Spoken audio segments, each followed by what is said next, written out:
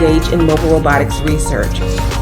And today we will add a buzzer to Lilybot so that Lilybot can play sounds. Please come along, and I hope you enjoy.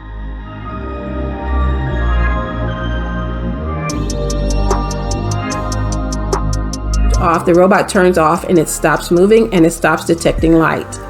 Let's see what this looks like on the robot. So first we're going to turn the robot on, and what you'll see is that it immediately starts going at top speed because it's seeking out more light. So when it gets enough light, it stops, which shows love of light. And then if the light starts to dim, it starts moving back because it wants more light. The darker it gets, the faster the robot goes. So once again, the more light I bring, eventually when it's basking in the light or love of light, the robot stops.